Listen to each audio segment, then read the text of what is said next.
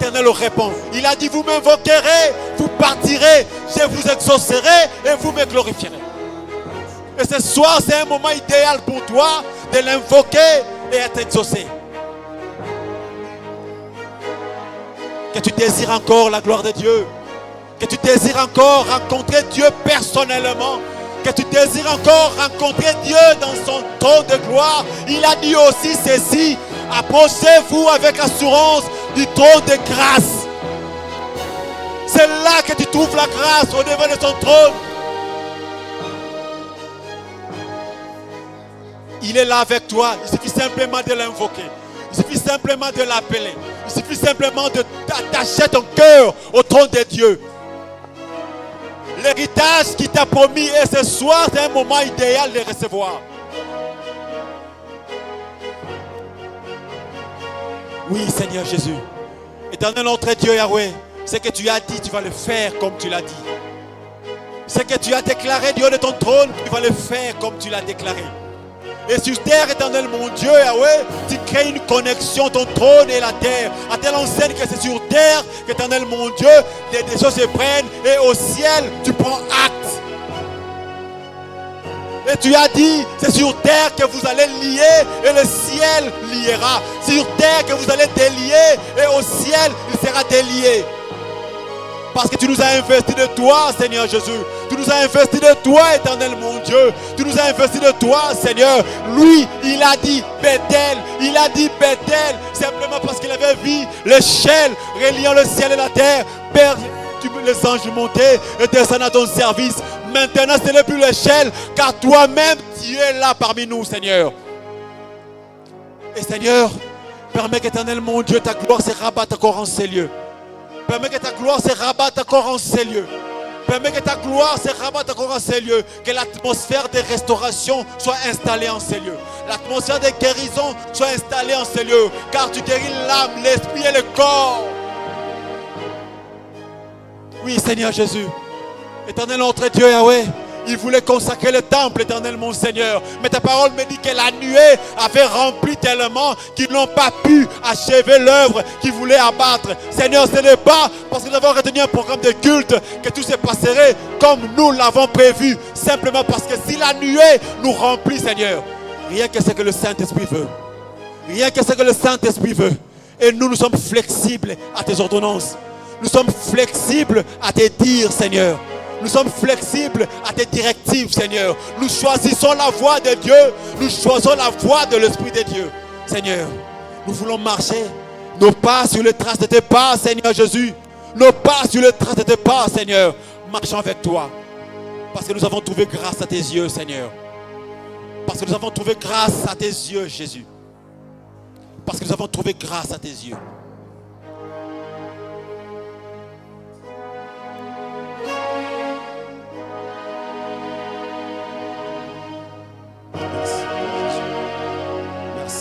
Seigneur. Merci encore, éternel mon Dieu. Merci encore, tendre Père, éternel notre Dieu. Je sais qu'à chaque fois que nous nous approchons de toi, Seigneur, tu mets dans nos cœurs un saut spécial pour dire que ceci m'appartient. Quand le tranchant de l'épée se lèvera pour égorger, cependant nous qui sommes porteurs du sceau de Dieu, nous serons épargnés. Quand l'ange de la mort va circuler parmi les gens sur cette terre, nous serons épargnés parce que nous sommes porteurs en nous le sceau de Dieu, le sceau scellé par le sang de l'alliance avec Jésus.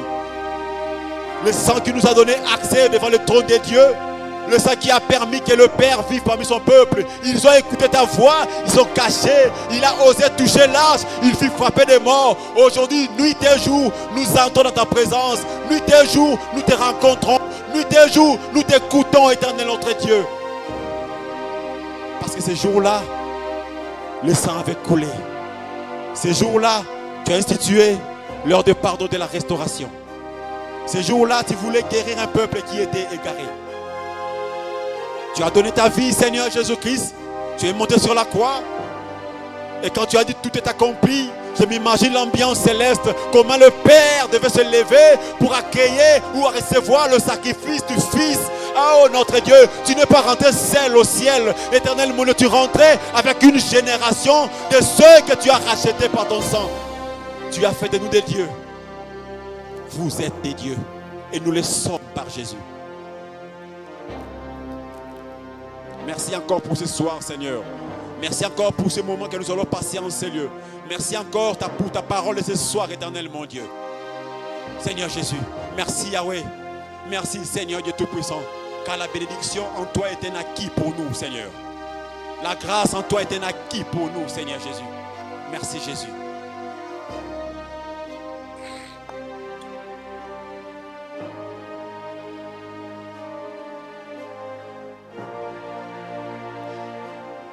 Merci encore, Seigneur.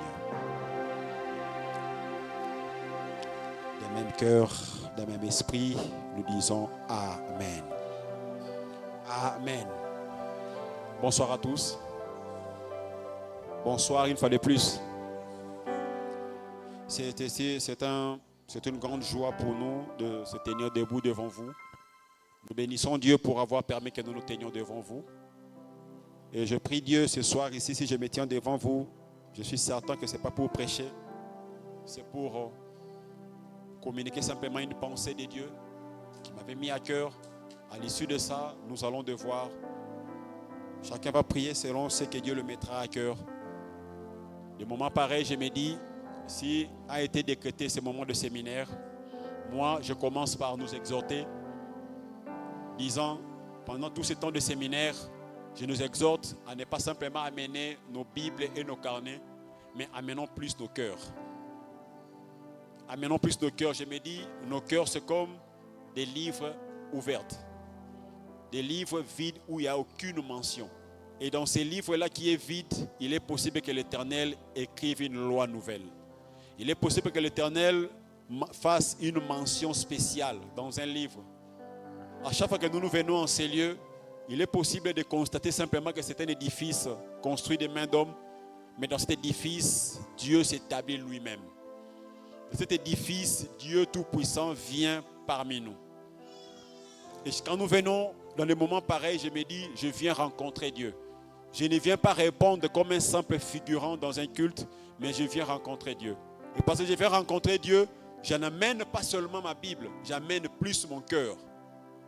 Au-delà de ce que je peux avoir, j'amène mon cœur. Je me dis, Seigneur, voici mon cœur. C'est depuis hier qu'a été commencé ce moment de séminaire dont le thème nous connaissons.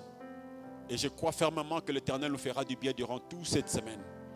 Papa, merci pour l'opportunité que vous nous avez donnée de se tenir debout devant le peuple racheté de Dieu. Le thème de ce séminaire, comme nous a été communiqué, il faut qu'il croisse et que je diminue. Il faut qu'il croisse et que je diminue. Tiré du livre de Jean 3, le 30e verset.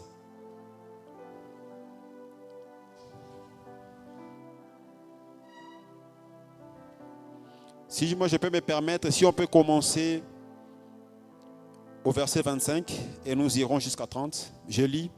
Or, il s'éleva de la part des disciples de Jean une dispute avec un juif touchant la purification. Ils vinrent trouver Jean et lui dirent, Rabbi, celui qui était avec toi au-delà du Jourdain et à qui tu as rendu témoignage, voici il baptise et tous vont à lui. Jean répondit, un homme ne peut recevoir que ce qui lui a été donné au ciel. Vous-même, mes témoins, que j'ai dit, je ne suis pas le Christ. J'ai été envoyé devant lui. Celui à qui appartient l'épouse, c'est l'époux. Mais l'ami de l'époux qui se tient là et qui l'entend éprouve une grande joie à cause de la voix de l'époux. Aussi cette joie qui est la mienne est parfaite. Il faut qu'il croisse et que je diminue. Amen. Il faut qu'il croisse et que je diminue. C'est la parole de Jean-Baptiste que nous connaissons. Jean-Baptiste, c'est qui? Selon la Bible, c'est que Jean-Baptiste, c'est un prophète. Voilà. En un mot, je dirais Jean-Baptiste égale prophète. Jean-Baptiste annonçait depuis les prophètes de l'Ancien Testament, Ésaïe, comme dit dans Matthieu 3, le verset 3, Ésaïe a annoncé Jean-Baptiste, c'est lui qui devait précéder le Christ. Il est né par prophétie, l'ange est venu voir son père Zacharie qui était en plein service, l'ange est descendu le voir. Il lui a dit, ta femme va concevoir, il va enfanter un fils. Il a détaillé. Esaïe a engagé une discussion avec l'ange et il en est sorti muet. Pendant qu'avec Manoah, l'ange avait engagé une causerie et il s'en est sorti. Mais avec Zacharie, il lui a donné même le nom. Il est possible que l'Éternel vous parle de vous, vous parle de votre destinée, vous parle de ce qui viendra devant. Il vous donne peut-être l'arrivée, mais il ne vous donne pas le contenu ou encore le terminus.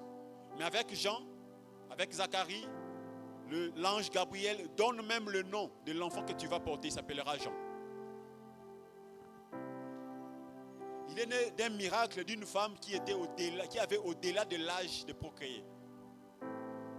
C'était quelque chose, les inattendus. Mais Dieu a permis à ce que Élisabeth puisse concevoir. Et selon la chair, nous allons faire l'équivalence. On va comprendre que Jean est parenté à Jésus-Christ. Il est le précurseur. Il devait venir devant Jésus pour préparer le peuple de Dieu à recevoir Christ. Plus loin, je dirais encore, Jean-Baptiste a été la personne qui a présenté Christ comme l'agneau de Dieu. Souvenez-vous dans l'Ancien Testament, Abraham qui a amené Isaac comme Dieu l'avait demandé. Arrivé là où il fallait faire le sacrifice, Isaac a posé la question, Père, j'ai vu le bois, j'ai vu le feu, mais où est l'agneau? J'ai vu le feu, j'ai vu le bois, mais où est l'agneau? Et Abraham répond d'une manière prophétique, le Père se pourvoira. Et cette question a traversé des siècles jusqu'à la période de Jean-Baptiste. Quand Jésus-Christ vint vers lui pour être baptisé, il va dire, voici l'agneau de Dieu qui ôte les péchés du monde. Et Jean est venu prêcher le peuple d'un baptême de repentance. Il préparait le cœur d'un peuple à rencontrer le plan de Dieu qui était le salut par Jésus-Christ. Et Jésus-Christ plus tard lui-même va affirmer, il dit, parmi tous ceux qui sont nés de femmes, personne n'est plus grand que Jean. Là, il le dit dans Matthieu 11, 11. Parmi ceux qui sont nés de femmes, aucun n'est plus grand que Jean-Baptiste. Parmi ceux qui sont nés de femmes, personne n'est plus grand. Et celui qui reconnaît ça, c'est qui? C'est Jésus lui-même. Personne n'est grand. Et Jean, quand nous le regardons, c'est une personne de profil remarquablement humble. Vous savez, quand Dieu parle de vous, il vous donne une place d'honneur. C'est qu'on a tendance à tomber bel et bien dans ce piège pour dire je suis grand. Mais la personne que Jésus présente être grand, voilà cette personne. Il s'habille en peau de chameau, il s'habille de ceinture en cuir, il mange des miels sauvages. Et c'est une personne qui a été remplie de l'Esprit de Dieu depuis le ventre de sa mère. La déclaration de l'ange, il sera rempli de l'Esprit. Dès le ventre de sa mère, Jean était rempli de l'Esprit. Dès le ventre de sa mère, c'était une personne qui était consacrée. Il ne devait pas boire, il ne devait boire ni vin, ni liqueur. Souvenez-vous donc quand Dieu était en train de parler des sacrificateurs. Des personnes qui ne devaient pas se prendre de liqueur, de vin. Jean était sacrificateur avant qu'il ne soit né. Et cette personne de Jean était une personne remplie de l'esprit et de puissance d'Élie. Élie, son esprit dans Jean. C'était une personne hors du commun. C'était une personne particulière. Mais cette personne, dans tout ce qu'on a décrit de lui, il dit, il faut qu'il croisse et que moi, je diminue. C'est une personne naturellement humble. C'est une personne qui avait en lui l'humilité. L'humilité quoi? Comme vertu qui présente les sentiments de notre insuffisance. Malgré toute sa grandeur, il se sent insuffisant devant Dieu. Et ce soir, plutôt j'allais dire, permettez, ce soir, j'aimerais nous communiquer un court thème. Nous avons préféré l'intituler « L'épreuve de notre percée ». L'épreuve de notre percée. On parle d'épreuve. L'épreuve comme un test d'appréciation de la qualité. L'épreuve comme un défi à relever. L'épreuve révèle la nature intérieure de ce qui est t'éprouver. On connaîtra ton intérieur par rapport à l'épreuve que nous allons parler ce soir. L'épreuve. Et la plus grande épreuve que nous passons, ce n'est pas dans notre milieu, c'est au-dedans de nous. La plus grande épreuve face à un adversaire redoutable, ce n'est pas en dehors de nous, c'est bel et bien au-dedans de nous. C'est quoi cette épreuve? C'est le moi. Le moi. Moi, ce n'est pas le moi comme janvier, février, mars, avril. Le moi, M-O-I. Le moi, c'est quoi? Le moi, c'est le trône de notre vie. Le moi, c'est le siège de notre honneur. Le moi, c'est ta personne intérieure. Le moi, c'est ton ego. Et la plus grande épreuve qui peut te confronter une personne sur terre, c'est l'épreuve où il vit face au moi. Le moi, c'est une estime exagérée de soi-même. C'est la considération que tu as de toi-même. Quand tu te regardes, qu'est-ce que tu te dis de toi-même? Il est possible, comme Jésus, que je dise, il a posé la question aux disciples. Qu'est-ce que les gens disent que je suis? Ils ont donné des réponses. Mais il retourne maintenant vers eux. Qu'est-ce que vous dites que je suis? Vous savez, quand nous nous posons cette question, pour être honnête envers nous-mêmes, toute personne, je veux la majorité, on attendrait une réponse des éloges. Tu es une personne gentille, tu es une personne ceci. On aime bien recevoir ce qui nous plaît à l'intérieur de nous. Mais ce soir, j'aimerais que quelqu'un parmi nous se pose des questions. Qu'est-ce que je suis moi-même? Que tu t'interroges par rapport à toi-même. Le moi.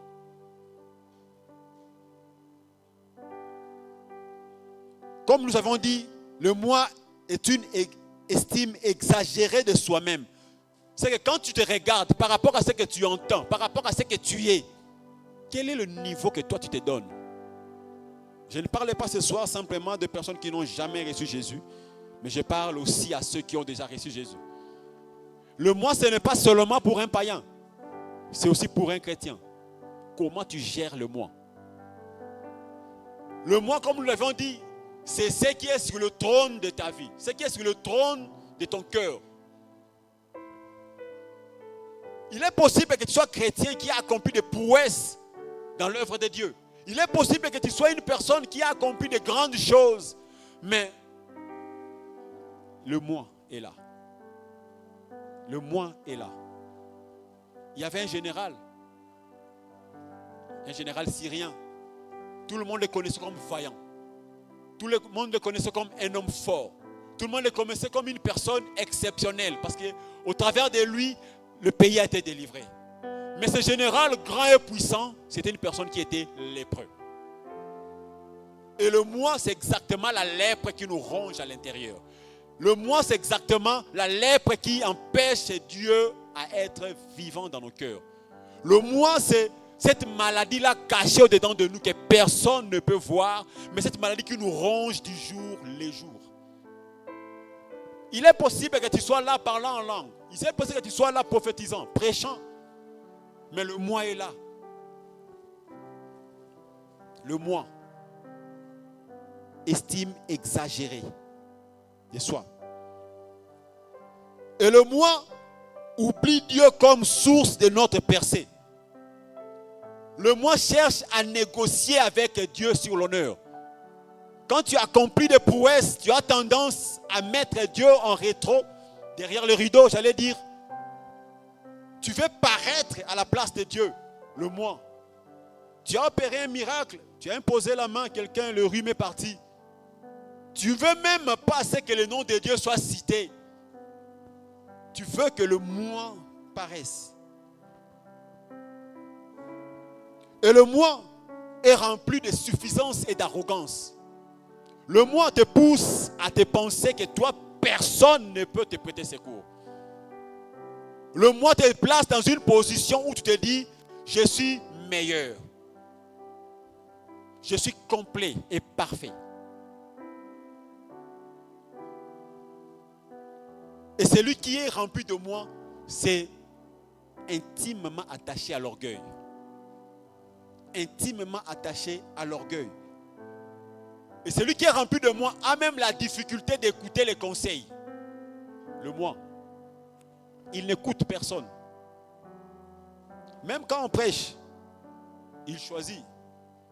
J'écoute la prédication que je veux. Quand même on peut dire prions, je prie quand je veux. Et celui qui est rempli de moi, c'est peut être un bon frère, une bonne sœur, venant à l'église, répondant au rendez-vous de tous les jours. Mais cependant, la personne au-dedans de lui est remplie de moi. Parce qu'il est rempli de soi, je peux dire. C'est une personne qui n'a pas tendance à écouter. C'est une personne qui s'est dit, je suis indépendant en étant à l'église. Au-delà de ça, le moi a le mépris des autres. Parce que tu te considères soi-même. Tu te dis, je déconsidère les autres. Le moi a bel et bien le mépris des autres. Tu es loin de Dieu. Tu es David, d'accord. Mais quand on te dit, les Saoul et les Jonathan de ta vie sont tombés dans le champ de guerre, quelle est ton attitude? Qu'est-ce que ton cœur te dit? As-tu un cœur d'un adorateur devant Dieu? As-tu un cœur d'un serviteur devant Dieu? Tu es rempli de soi. Tu es rempli de toi-même. Et le moi, c'est ce qui entre en collision avec Dieu. Dieu ne veut pas partager une trône. Dieu ne veut pas grandir là où quelqu'un est déjà grand. C'est soit tu grandis, soit moi je grandis. Soit tu t'es rempli, soit moi je t'ai rempli. Dieu ne veut pas accepter grandir en parallèle avec quelqu'un. Et le moi, c'est un défi de tous les jours. Le moi, c'est un défi. Nous dormons, nous nous réveillons avec le moi. Et le moi est attaché à nous. Le moi, c'est que personne ne peut voir. Vous savez, il y a des domaines où, quand je peux regarder Jean, je sais que non, voilà Jean, et voilà, je peux le déterminer selon ma façon de voir. Mais le vrai Jean, il se connaît, il est en lui. Il est en lui. Et le moi, c'est notre défi de tous les jours. Le moi, c'est l'épreuve. Il suffit de surmonter cette épreuve. Nous allons percer. Mais cependant, entre nous et l'horizon que nous allons, il y a le moi. J'ai aimé un cantateur qui a dit, brise, brise, brise la force du moi qui combat mon âme, qui t'empêche d'œuvrer en moi. Le moi empêche Dieu de travailler en toi et au travers de toi. Le moi empêche Dieu d'être manifeste comme il l'avait prévu. Et c'est un défi de tout moment et de tous les jours. Bien-aimé, laisse-moi te dire, cet thème ici ne te concerne pas si tu laisses grandir le moi. Si tu laisses le moi prendre le devant, ne t'en fais pas. Il n'y a pas de croissance, ipso facto. Ce n'est pas quelque chose à négocier avec Dieu. Ce n'est pas quelque chose à marchander avec Dieu. Je donnerai l'exemple dans la Bible. Ça, nous allons lire. Dans 2 Chroniques 26. 2 Chroniques 26. Nous sommes après 1 Samuel, 2 Samuel, 1 roi, 2 rois, 1 Chronique, 2 Chroniques 26. C'est le roi Osias. Parlons du roi Osias. Le verset 3, la Bible dit, Osias avait 16 ans lorsqu'il devint roi. Il régna 52 ans à Jérusalem. Sa mère s'appelait Jécolia, ainsi de suite. C'est une personne, quand nous lisons le texte, il avait commencé bien avec Dieu. C'était une personne qui était aussi bon peut-être comme vous et moi. C'était une personne qui fréquentait aussi peut-être la maison de Dieu. C'était une personne qui aimait les choses de Dieu. Au tout début, bien sûr. Et au travers d'Osias, il y a eu un ingénieur qui a inventé, à son époque, a inventé une machine qui lançait de grandes boules. Quand il y a la guerre, on place de grandes boules comme ça. La machine lance, ça peut tomber peut-être à Sapao, je ne sais pas où, mais un peu plus loin de là. Et la Bible a dit quoi? Son renommé se propagea. Il y a eu un grand renom, Osias. Au verset 16, Mais lorsqu'il fut puissant, son cœur se leva pour le perdre. Il pécha contre l'Éternel, son Dieu. Lorsqu'il fut puissant, lorsqu'il devint prophète, lorsqu'il devint serviteur de Dieu, lorsqu'il devint grand dans son église, lorsqu'il devint un bon protocole, lorsqu'il devient un très bon chantre, Osias, son cœur se leva, il pécha contre l'Éternel. Bien-aimé, l'ennemi a dompté. Ce n'est pas celui qui est à côté, c'est le moi qui est à l'intérieur. Toute la lutte que nous devons faire, c'est pour combattre le moi. Le moi, c'est une portion orgueilleuse de nous. Le moi, c'est une portion qui n'est pas agréable devant Dieu. Le moi. C'est un défi de chaque instant. Comme nous avons parlé de David et de Saoul, le moi te pousse à la haine. Le moi cultive la haine et la méchanceté. Le moi rivalise simplement avec n'importe qui. Le moi. Il suffit que le frère Jean passe la prêche, le moi te dit d'ailleurs peut-être kinini. D'ailleurs couteau. Vous c'est la ngata na rosala. Attendez-moi quand je viendrai. Le moi te pousse à mépriser les efforts des autres. Tu es tellement rempli de toi. Tu ne négocies pas avec quelqu'un. Le moi. Mais étonnant avec Osias, il a bien commencé. Ce n'est pas parce que quelqu'un qui est en dehors de l'église, ou toi tu es dedans que tu es épargné. Non. Même nous qui sommes à l'église, même moi qui suis en train de parler, je ne suis pas épargné. Arrête-toi, interroge-toi. C'est vrai qu'on va nous parler durant toute la semaine ici. Il faut que je diminue afin que Christ puisse croître. Mais le défi est là. Le défi est là qui est le moi, qui habite dans nous.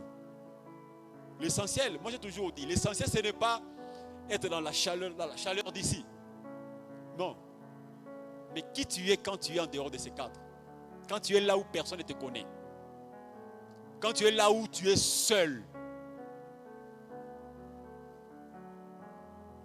Et c'est ça ta vraie personne. C'est vrai que tu peux étouffer certaines choses. Mais ce que tu es intérieurement, on le saura par tes œuvres. Ce qui sera manifeste de toi viendra de l'intérieur. J'ai aimé ce qu'un auteur a dit. Il a dit, principe de PD. Propre dedans, propre dehors. Pourri dedans, pourri dehors. Si le moi remplit l'intérieur de toi, ne t'en fais pas. Ton extérieur, tu peux beau le masquer. C'est ce qui est à l'intérieur, on saura. Et aujourd'hui, c'est quelque chose que nous vivons. Nous sommes remplis dans nos départements, dans nos assemblées, partout ailleurs. Le moi est là. Je donnerai encore l'exemple de Salomon. Salomon dans 1 roi 3. 1 roi 3, il nous parle du début de Salomon, comment il a commencé et où l'en est fini. 1 roi 3. Je lis le verset 7. La Bible dit, maintenant l'Éternel mon Dieu, tu as fait régner ton serviteur à la place de David mon père. Et moi je suis qu'un jeune homme.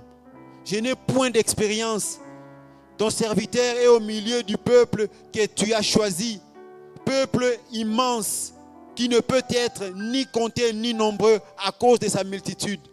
Accorde donc à ton serviteur un cœur intelligent pour juger ton peuple, pour discerner le bien et le mal. Car qui pourra juger ton peuple, ce peuple si nombreux? Il a bien commencé. Il a bien commencé. Il reconnaît sa petitesse. Il reconnaît qu'il est incapable. Il reconnaît qu'il ne peut pas parvenir. Il reconnaît que je ne saurais pas tirer ce travail que tu m'as donné. Il a bien commencé. Mais l'épreuve des temps a laissé révéler en lui le moi qui sommeillait. A laissé sortir en lui le côté orgueilleux. Le moi, dans le chapitre 11. Dans le chapitre 11, voici ce que la Bible dit. À l'époque de la vieillesse de Salomon, ces femmes inclinèrent son cœur vers d'autres dieux.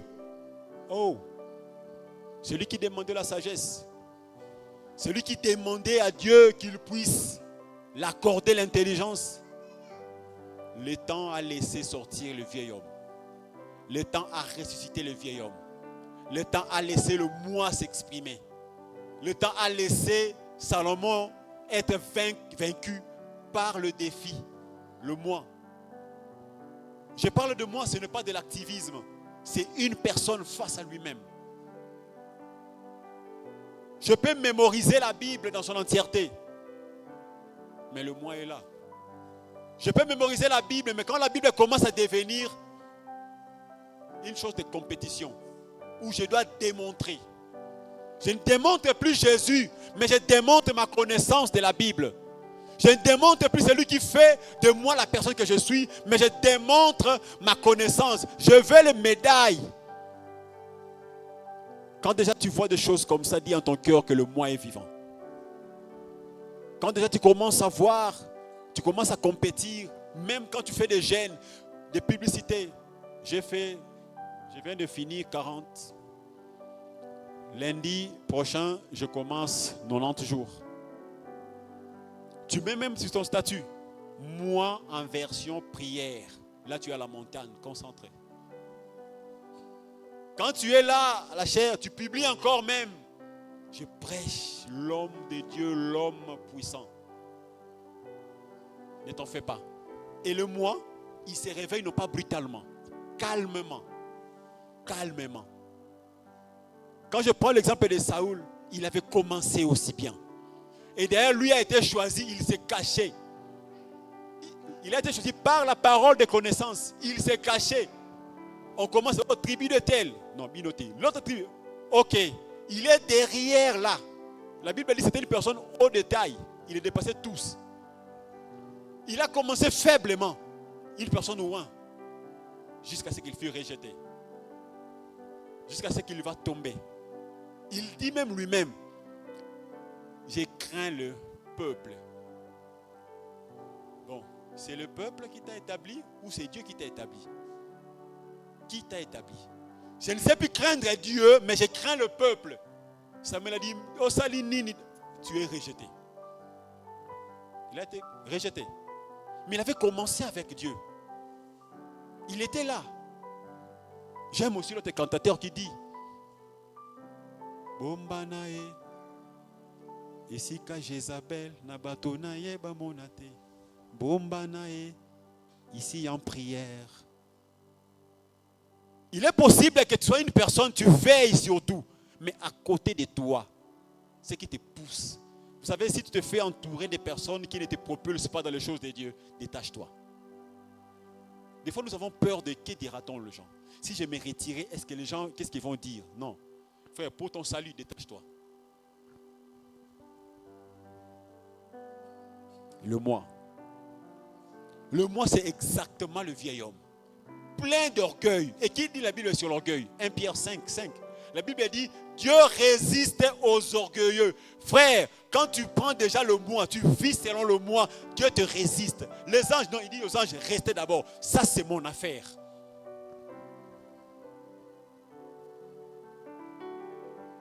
Bien-aimé, tu ne peux jamais voir Dieu se tenir debout. Voir Dieu grandir en toi si tu es encore assis sur le trône de ta vie. Si tu es encore assis, tu laisses le moi s'exprimer en toi. La Bible dit, nul ne peut voir Dieu et rester vivant. Oui, nous avons la possibilité de voir Dieu. Parce que simplement, si nous mourrons en Jésus, nous le verrons. Il y a de ceux qui ont fait l'expérience de voir les anges. Hein?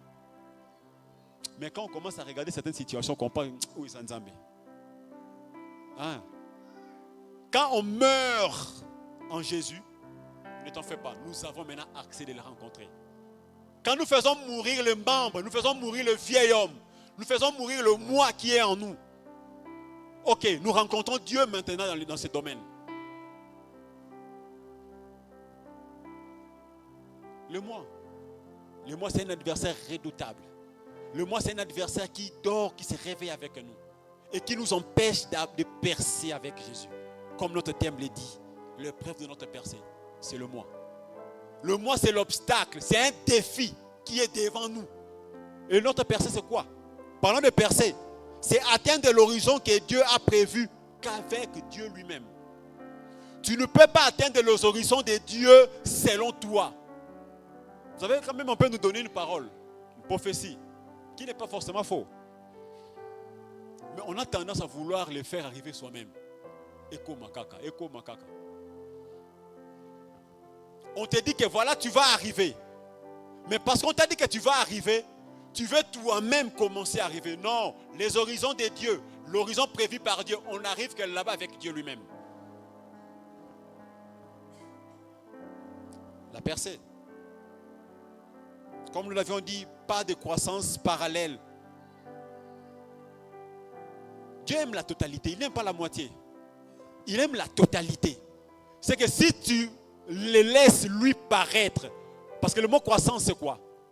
Il dit il faut qu'il croisse. Donc il faut qu'il apparaisse. Il faut que je diminue, c'est disparaître. Il faut que je disparaisse. Quand je disparais, c'est que on ne me voit plus moi, on voit celui qui est debout. Moi je suis élancé. Je vais prendre l'exemple de qui? Un enfant ici là. Bon voilà, mon ami qui est là au milieu. Vous savez que si je suis debout, elle est derrière moi. Vous ne la verrez pas.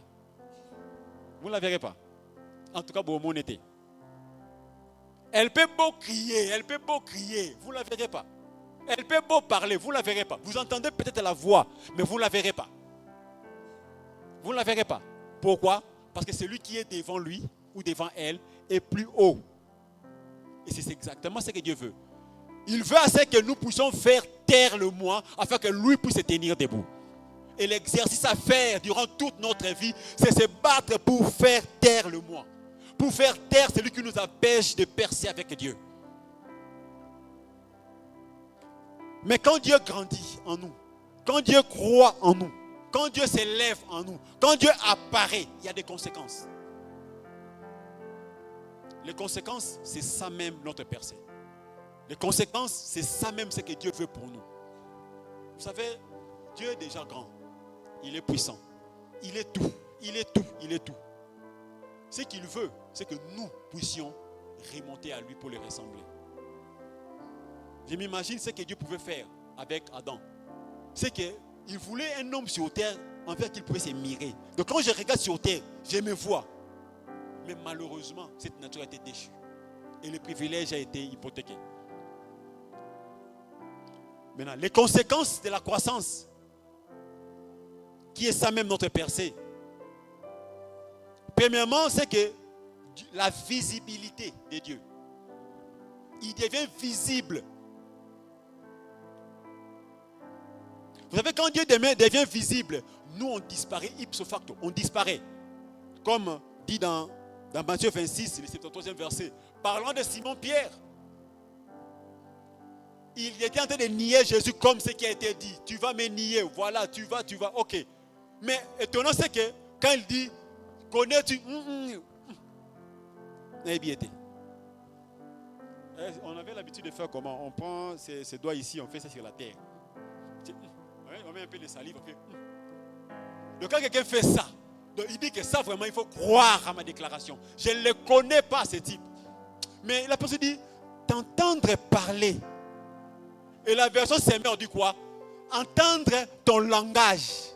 Tu es avec eux. Bien aimé, quand Dieu apparaît, c'est qu'il suffit même d'entendre parler la personne. Oui, ça y était. Comme dit quelqu'un, Mutuya Kanda Kanda Azo douceur à Molimo. Parce qu'une personne qui était brutale et violente, parce que Dieu apparaît en lui, on ne sait plus reconnaître la violence dans le langage. Pourquoi? Simplement Dieu est apparu. Et Exode 34, 29 nous parle de Moïse. Moïse qui était en contact avec Dieu. Moïse qui était en face à face avec Dieu. Quand il descendait, la Bible dit quoi? Il n'était même pas conscient que son visage rayonnait. Des fois, nous voulons être conscients de ça. Il n'était même pas conscient. Quand les gens le regardaient, il brillait. Non, non, couvre-toi, papa. Couvre-toi. Il n'était pas conscient, mais simplement c'est quoi? Il avait en lui les rayonnements de la gloire de Dieu. Bien aimé, laisse-moi te dire, quand Dieu apparaît, il y a les rayonnements qui apparaissent. Pourquoi vous n'avez jamais vu quelqu'un en route, il vous arrête et dit, dans mon étoile, ils ont brillé. Quelqu'un a déjà entendu parler de ça? C'est exactement avec le mage. Le mage n'avait pas suivi sur les réseaux sociaux. N'avait pas suivi dans le téléphone, il n'y en avait pas. Mais ils ont vu l'étoile. Non, allons nous prosterner. Allons adorer. C'est possible aussi.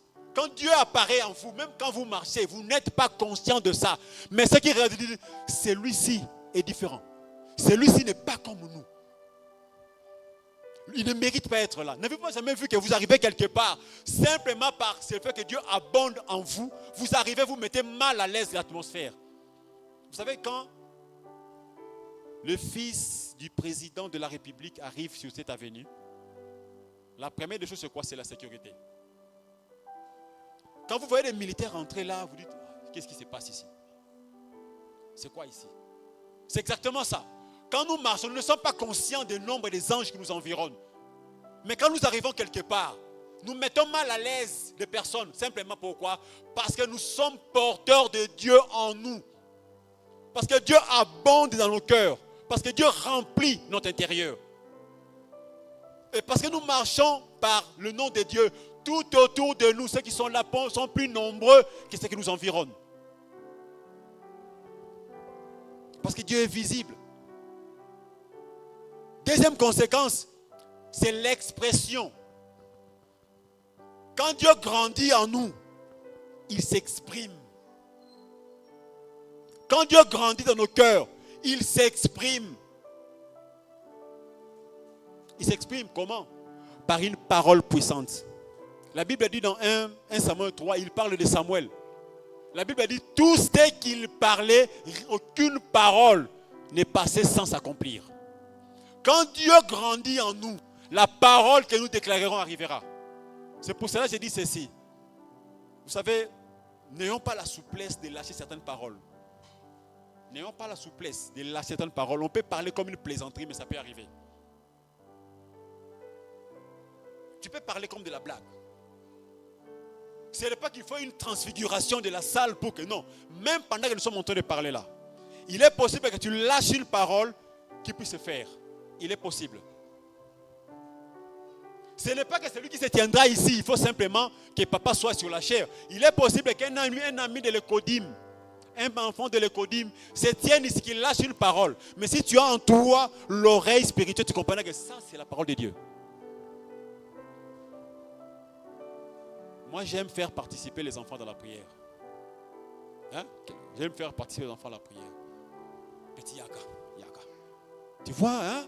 Je les prêche aussi, ça m'arrive de les prêcher. Mais là, tu vois, il pose des questions. Maintenant là, Jésus, il était mort pourquoi? Tu commences à l'expliquer, tu l'expliques. Et puis tu l'expliques, l'enfant comprend. Pourquoi? Tu crées la foi en lui ou en elle. Dès que tu le pousses de prier, l'enfant adhère d'une manière indéniable. Et quand il peut parler de quelque chose, ça peut arriver. Pourquoi? En elle là ou en lui, il y a un Dieu qui remplit. Nous les grandes personnes, le moi est là, il ne se bat avec Dieu. Mais avec un enfant, c'est que lui se dit Dieu ou rien. Quand Dieu grandit en nous, nous avons cette parole-là puissante. Nous pouvons parler au temps, parler aux événements. Ça peut arriver. Laissez-moi vous dire, quand Dieu grandit en nous, les décisions c'est sur terre, ce n'est pas au ciel. Mais quand la Bible dit, ce que vous lierez sur terre sera lié au ciel.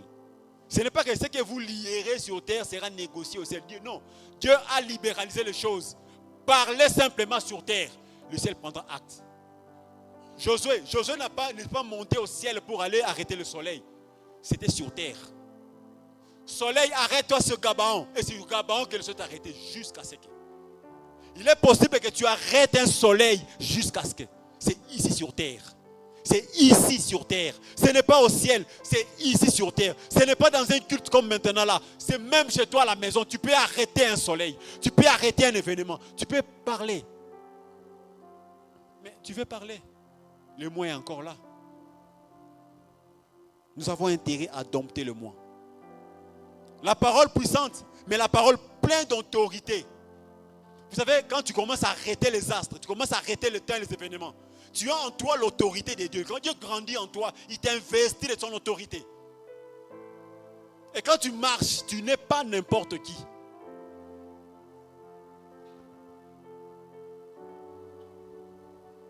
J'étais en train de partager un scénario récent d'une personne. Permettez-moi de le dire. Je me suis miré. La personne, pour elle, je suis cible. Son arme est toujours là derrière moi. Je me pose des questions, mais qu'est-ce qu'il y a en fait? Tu vas chercher la personne pour savoir, mais non. En fait, il t'a en aversion. Je ne lutte pas, je ne cherche pas à utiliser le moyen de moi. Je vais dans la prière. Et j'ai fait cette prière. Seigneur, je ne sais pas. Qu'est-ce que je fais? Tu as dit rechercher la paix avec tous. Je déclare simplement la parole.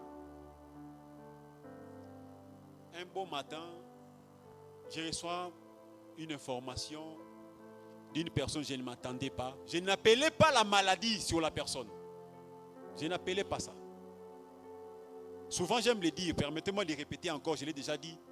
J'aime pas chercher à m'attaquer à quelqu'un. Non, je ne m'attaquerai pas. Mais si seulement Dieu agrée mes voix, ne me combat pas. J'ai eu encore la tristesse d'apprendre sa situation, son diagnostic. J'ai eu la tristesse. La personne se bat maintenant avec un cancer. On ne pouvait pas invoquer ça. On ne pouvait pas. Tu as encore mal de sentir ça. Mais quand tu vas aller chercher la personne, tu vois la personne, tu commences à avoir encore d'amertume au fond de toi. On n'a pas appelé ça. Mais on a quand même prié. Ça veut dire quoi? Tu as en toi l'Esprit de Dieu. Et ce qui t'empêche d'accéder aux choses de Dieu, c'est le moi, qui est le défi qui est en toi. Je ne veux pas ce soir que nous soyons en train de prier comme battant l'air. Mais j'aimerais que chacun de nous fasse une introspection. Rentre dans toi-même.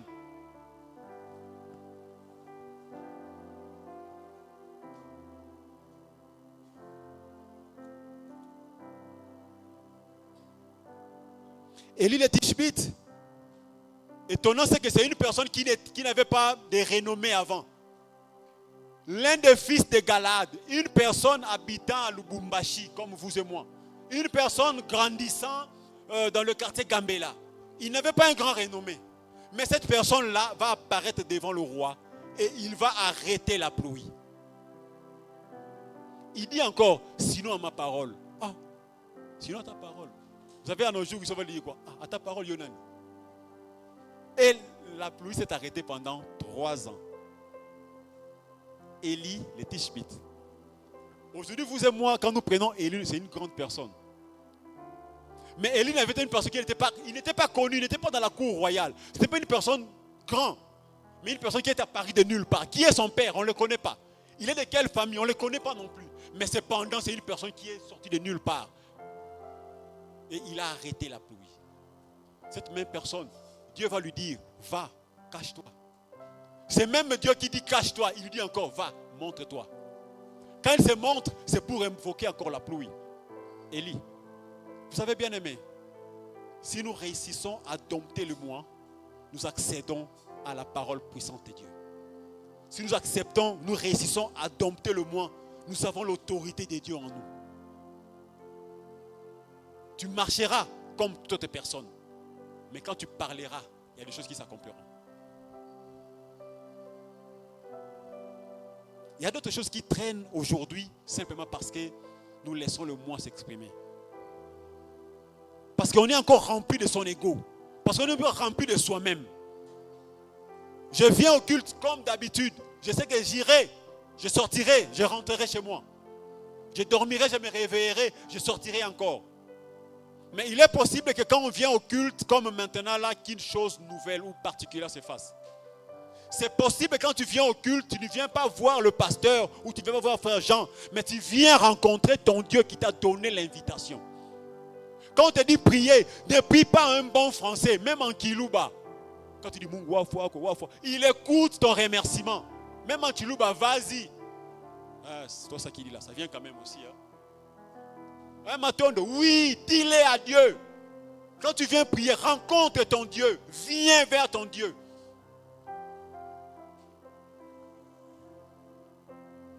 Et on va conclure par les psaumes. J'aimerais que chacun de nous ait ses regards. Les psaumes 139. On va lire 23 et 24. Que chacun de nous ait ses yeux. Je souhaiterais même si on peut lire tous ensemble d'un commun accord. Si on peut lire les psaumes 139. Chacun dans sa version. Mais qu'on ait quand même les yeux sur ces psaumes.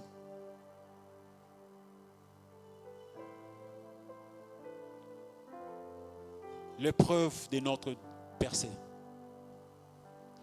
L'ennemi de notre percée. Le défi de notre percée. Notre percée, comme nous l'avions dit, c'est arriver là, les horizons des dieux avec Dieu. Voici ce que la Bible dit. Nous lisons. Examine-moi, ô Dieu, et connais mon cœur. Mets-moi à l'épreuve et connais mes pensées. Regarde si je suis sur une mauvaise voie et conduis-moi sur la voie de l'éternité. J'aimerais que ceci soit la prière de quelqu'un ce soir. J'aimerais que ceci soit la prière d'une personne ce soir. Seigneur, sonde mon cœur. Nous ne savons pas accéder à ton cœur. Seigneur, sonde mon cœur. Seigneur, examine mes voies. Seigneur, examine le dedans de moi. Seigneur, examine mes œuvres et mes pensées. Si je suis dans une mauvaise voie, ramène-moi dans la voie de l'éternité. Ramène-moi dans la voie de Dieu. Ramène-moi dans la voie des vérités. Quand la Bible dit ta houlette et ton bâton me rassurent, ne t'en fais pas. Ce n'est pas pour nous cajoler. La houlette et le bâton. Tu veux aller à gauche, Dieu te tapote un peu là. Tu rentres au milieu. Tu veux aller à droite, il tapote encore là, tu rentres au milieu. Dieu veut te voir dans le droit chemin devant lui. Et prie Dieu ce soir, demande-le. Seigneur, si je suis dans la mauvaise voie, ramène-moi dans la bonne voie. Je ne veux pas que tu puisses commencer à paraître encore devant Dieu. Je ne veux pas que tu puisses te monter grand. Je ne veux pas que tu sois le puissant, le tout puissant que nous connaissons. Je n'aimerais pas que tu sois une personne encore forte. Je n'aimerais pas que tu sois une personne qui te monte grand. Mais tu as la lèpre au fond de toi. Le moi, c'est la lèpre qui te ronge de l'intérieur. Je n'aimerais pas que ce soir, que tu dises, moi, je suis intercesseur, je suis encore grand. Tu réalises qu'il y a en toi le moi qui t'a. Seigneur, sonde mes voies. J'évangélise, je prêche la parole de Dieu, mais le moi qui est en toi, chouka, cherchons Dieu. Mais j'ai chanté, mais quand je suis en train de chanter, les démons quittent, ils partent. Mais dès que tu as en toi le moi, ne te dérange pas. Ce soir, demande-le à Dieu. Et ce soir, nous allons venir dans cet état-là. Cette semaine, comme nous l'avons dit, viens avec ton cœur. Viens avec ton cœur au-delà de la Bible et de ton carnet. Amène ton cœur devant Dieu. Brise, brise, brise la force du moi qui combat mon âme, qui t'empêche d'œuvrer en moi. Brise, brise, brise la pensée du moi qui combat mon âme, qui t'empêche d'œuvrer en moi. Aide-moi chaque jour à mourir en moi-même, que tu croisses mon Jésus, afin que le monde te voie. Je ne sais pas si c'est ta prière ce soir, que tu le dises à Dieu. Aide-moi à mourir en moi chaque jour, que tu croisses.